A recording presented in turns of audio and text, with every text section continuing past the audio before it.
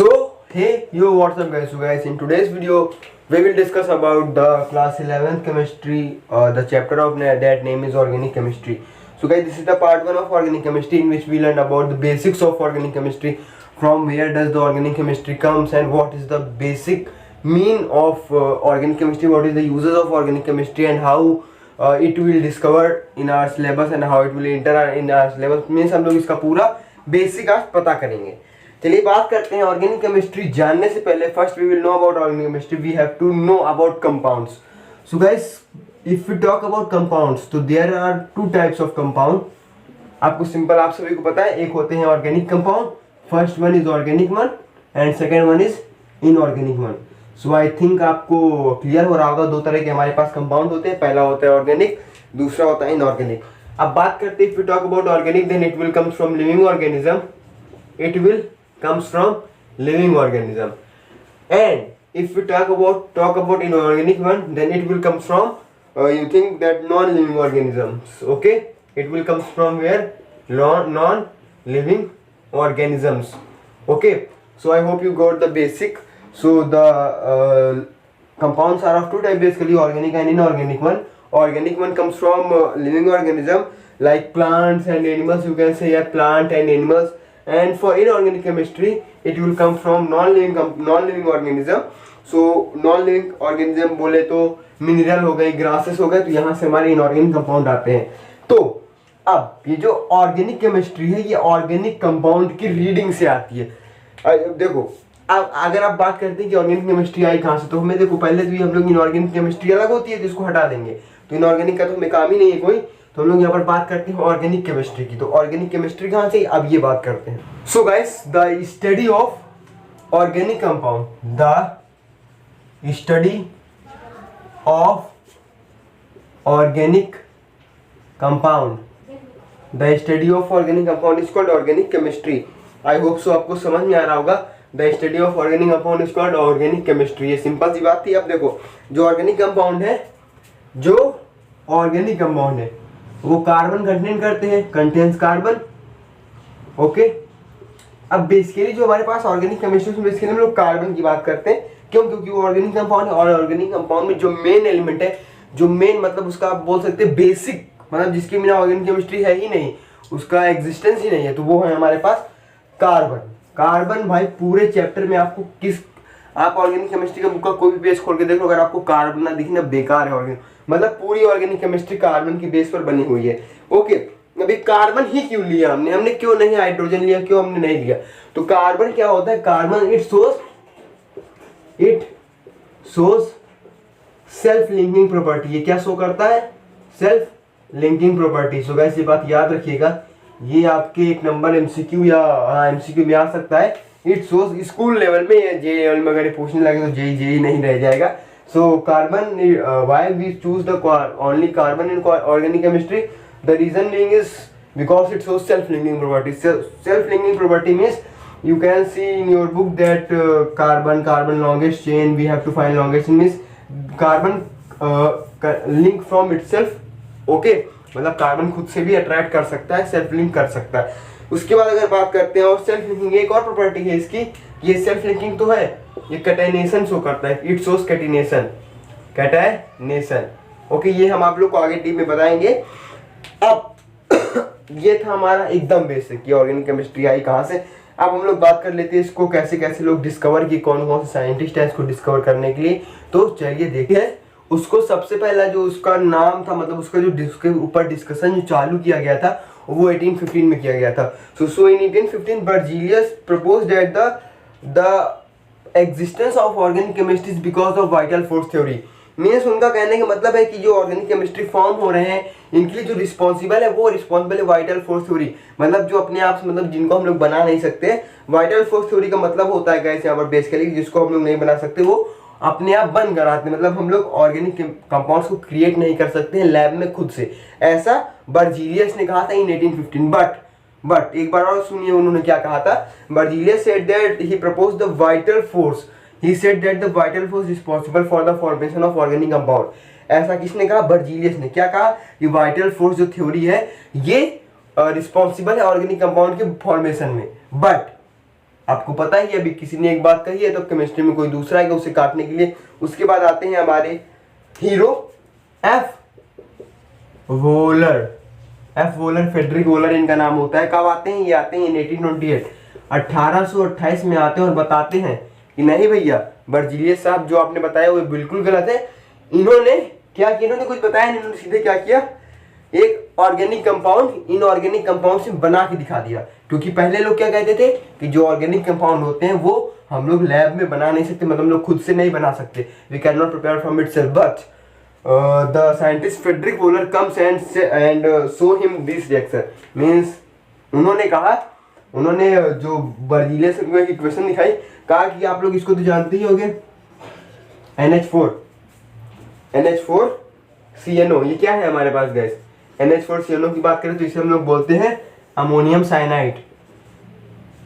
Ammonium cyanide, okay. ये क्या है? Ammonium cyanide. ये इनऑर्गेनिक कंपाउंड है, आप सभी को पता है। इससे इन्होंने क्या किया? इसको इन्होंने हीट किया। इसको इन्होंने क्या किया? हीट किया। और हीट करके पता है गैस क्या बना दिया? इन्होंने बना दिया NH2CONH2। अब ये क्या है? यूरिया। ये कैसा कंपाउंड था? इनऑर्गेनिक। इन्होंने क्या उसमें सिर्फ केवल हीट करा और ये यूरिया क्या बना दिया? ऑर्गेनिक। तो जो हमारे बर्जीलियस साहब ने 1815 में कहा था कि वाइटल फोर्स थ्योरी है, जो ऑर्गेनिक कंपाउंड के फॉर्मेशन के पीछे का जो रीजन है वो वाइटल फोर्स थ्योरी है, उसको इन्होंने पूरी तरह से नकार दिया। कहा नहीं, ऐसा नहीं है। इन्होंने एक इनऑर्गेनिक कंपाउंड लिया और उससे एक ऑर्गेनिक कंपाउंड बना के दिखा दिया। कहा ऐसा नहीं हो सकता। अब इसके बाद क्या हुआ? इसके बाद और बहुत सारे साइंटिस्ट आए, लाइक 1845 में कोल्बे आए, उन्होंने एसिटिक एसिड बना दिया इनऑर्गेनिक एसिड से। उसके बाद फिर आए हमारे पास ब्रिथलेट आए जिन्होंने मीथेन बना दिया। मतलब इसके बाद जब और साइंटिस्टों को पता चला कि बनाया जा सकता है तो उन्होंने एफर्ट्स किए और सारे ऑर्गेनिक कंपाउंड बना दिए। अब हम लोग बेसिकली ये हमने खाली ये बात की ऑर्गेनिक केमिस्ट्री का एग्जिस्टेंस कहाँ से हुआ, कहाँ से आई। अब बात करते हैं ऑर्गेनिक केमिस्ट्री चैप्टर के ऊपर। अभी तक तो हमने इसका मतलब बेसिकली हिस्ट्री जानी, अब बात करते हैं उसकी मिस्ट्री पर। ओके,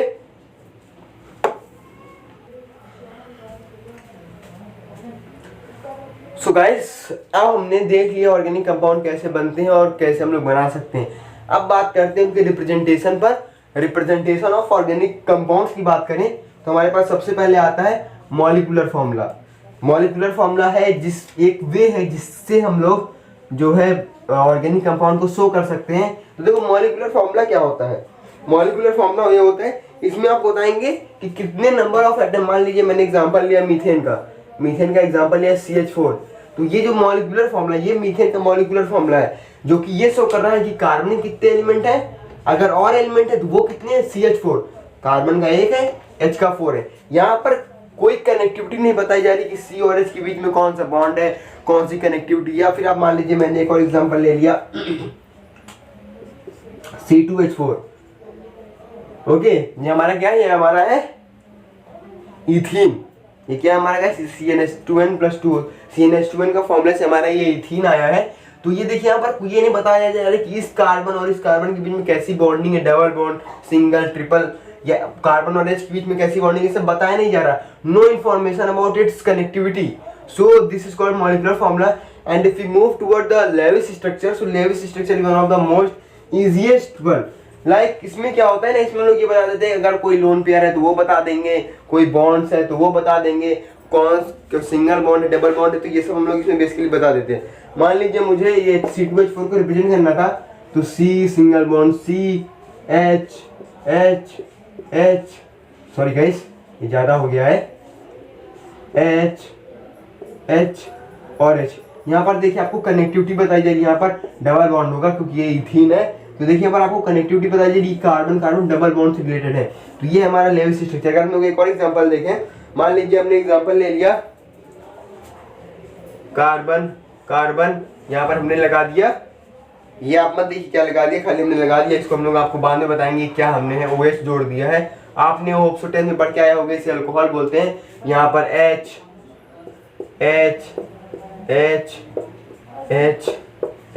तो ये देखिए यहाँ पर हमें बता रहा है, कनेक्टिविटी बता रहा है कि ये कार्बन कार्बन सिंगल बॉन्ड, ये कार्बन ऑक्सीजन सिंगल बॉन्ड, और यहाँ पर लोन पेयर, मतलब यहाँ पर ये सब कुछ खुलासा कर देता है यहाँ पर क्या क्या है। और बात करेंगे कंडेंस फार्मूला की, तो कंडेंस फार्मूला मान लीजिए मुझे C4H8 करना है, तो ये जैसे मान लीजिए मुझे C4H8 शो करना है या फिर C2H5 शो करना है, तो यहाँ पर हम लोग CH3 और CH करके बता, मतलब एक कंडेंस है, मतलब कंडेंस है, बट यहाँ पर कनेक्टिविटी बताई जाती है। ये एकदम देखो, ये है एकदम कंडेंस, ये है एकदम खोल के हमने रख दिया, ये है इसमें ये खाली बॉन्ड्स बताए जाते हैं, बाकी कार्बन और हाइड्रोजन के बीच की कनेक्टिविटी नहीं बताई जाती। तो ये सब बेसिक है, मतलब इसका भी कोई काम नहीं है हमको, खाली अब हम लोग जो पढ़ने जा रहे हैं वो इंपॉर्टेंट होगा हमारे लिए, अब जो पढ़ने जा रहे हैं।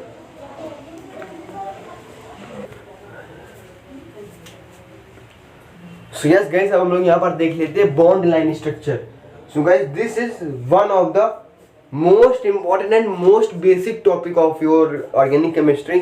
चाहे हम लोग बात कर ले क्लास 11th की या क्लास 12th की, तो इसको हम लोग बनाना सीखना, मतलब बॉन्ड लाइन स्ट्रक्चर हमको बनाना आना चाहिए, क्योंकि मैक्सिमम जो आपके पेपर में क्वेश्चन आएगा, कोई पेपर में आपको इस तरह थोड़ी ना लिख के देगा CCHOH, यहाँ पर फिर CH, ऐसा ऐसा इतना लंबा लंबा आपको कोई पेपर में बना के नहीं देगा।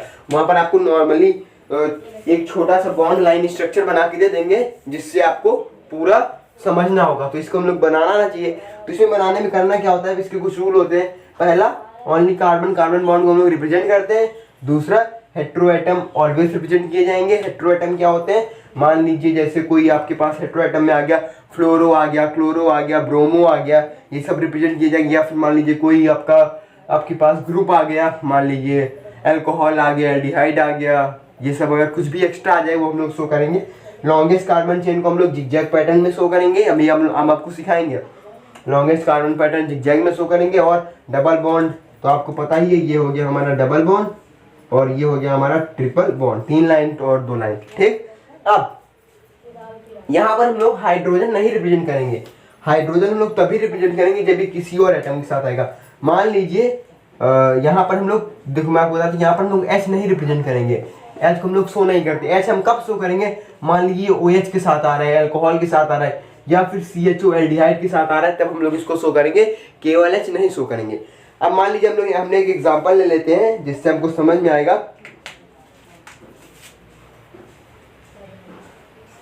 CH3 CH2 CH2 CH3, मान लीजिए हमको इसको रिप्रेजेंट करना है, CH3 CH2 CH2 CH3। अब इसको कैसे रिप्रेजेंट करेंगे, देखो हमें ये पता है only carbon carbon bond represent किया जाएगा, हेट्रो एटम ऑलवेज रिप्रेजेंटेड, और longest carbon chain zigzag pattern होगी। सबसे पहले देखो इसमें कार्बन चेन कितने की है, 1 2 3 4, ये 4। तो देखो एक कार्बन, जिगजैग 2 3, हाँ जी बस हो गया, आपका पूरा काम हो गया। यहाँ पर आपका ये जो जिगजैग पैटर्न में था पूरा काम हो गया। अब वो बंदा अपने आप समझ जाएगा कि यहाँ पर 3 हाइड्रोजन लगे होंगे, आपको समझाने की जरूरत नहीं है, ये आपको खुद समझ जाना है। यहाँ पर 3 हाइड्रोजन लगे होंगे, यहाँ पर 2 लगा होगा क्योंकि 1 और 2 और 2 4 हो गए। यहाँ पर 2 लगा होगा क्योंकि एक बॉन्ड ये बन चुका है, एक बॉन्ड ये बन चुका है, 2 और 4, क्योंकि कार्बन 4 ही बॉन्ड तो बनाता है, तो वही तो कैटिनेशन होता है। तो यहाँ पर 4 बॉन्ड, यहाँ पर 3 होगा क्योंकि एक ही कनेक्ट है, तो 3 हाइड्रोजन आ जाएंगे। तो ये था बेसिक हमारा बॉन्ड लाइन स्ट्रक्चर। अब 1-2 एग्जांपल हम लोग और सॉल्व करेंगे जिससे हम लोग को क्लैरिटी आ जाए।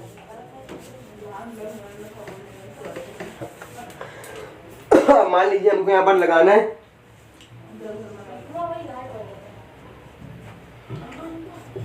CH3 CH2 CH2OH, मान लीजिए हमको ये शो करना है। तो अब आप यहाँ पर गलती मत करिएगा, यहाँ पर आपको हेट्रो एटम ऑलवेज रिप्रेजेंट किया जाएगा, हमारा हेट्रो में आता है। यहाँ पर आप अभी अगर आप इसका H हटा दोगे ना तो लोग इसको, क्योंकि देखो ये OH जो है ये कुछ ऐसे होता है, इससे तो दिखेगा नहीं, देखिए OH कुछ ऐसे होता है। अब मान लीजिए अगर आप इसका H हटा देंगे, OH कुछ ऐसे बनेगा। ठीक, OH कैसे बनेगा, OH बेसिकली सिंगल बॉन्ड से होता है। अगर आपने इस H को हटा दिया तो लोग इसको कीटोन समझ लेंगे, क्योंकि C डबल बॉन्ड कीटोन होता है और COH हमारे पास अल्कोहल होता है। ओके, तो इसमें गलती मत करिएगा, आपको जो कहा जाए वही करना है और इसमें आपको एक शो कर देना, वरना गलती हो जाएगी। देखो अब हम लोग इसको बना के देखते हैं, कितने कार्बन है, 1 2 3, तो 1 carbon 2 carbon 3 carbon.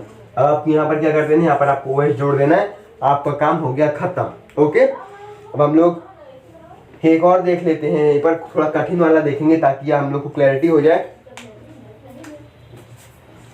CH3 CH CH2 COH। Okay, मान लीजिए हमको इसको बनाना है और यहाँ पर हमको OH बनाना है। देखिए हमारा क्वेश्चन है CH3 CH CH2 COH और CH2 पर OH लगाना है। तो इसका मतलब आप समझिए इसको हमें कैसे बनाना है। देखो कितने कार्बन है बेसिकली, 1 2 3 और ये कितने कार्बन, यहाँ पर 1 कार्बन 2 कार्बन 3 कार्बन और ये 4 कार्बन। ओके, तो 1 कार्बन 2 कार्बन 3 कार्बन 4 कार्बन। अब यहाँ पर OH लगा मतलब यहाँ पर COH, इसको बोलते हैं एसिटिक और कार्बोक्सिलिक एसिड। तो C double bond O single bond H, ये हो गया। और एक OH हमारे पास तीसरे कार्बन पर लगा हुआ है, 1 2 3, ये तीसरे कार्बन पर हमारे पास एक OH लगा हुआ है। तो ये हम लोग ऐसे करके OH हो गया हमारे पास। सो गाइस ये था हमारा बॉन्ड लाइन स्ट्रक्चर। आज की वीडियो के लिए बस इतना ही, और अगले वीडियो में हम लोग degree of carbon atom, degree of amine, degree of halogen ये सब देखेंगे। और इसके बाद हम लोग अपना नोमेनक्लेचर शुरू कर देंगे और फिर हम लोग इसको कंटिन्यू करेंगे। सो गाइस तब तक के लिए okay bye, take care, stay home stay safe.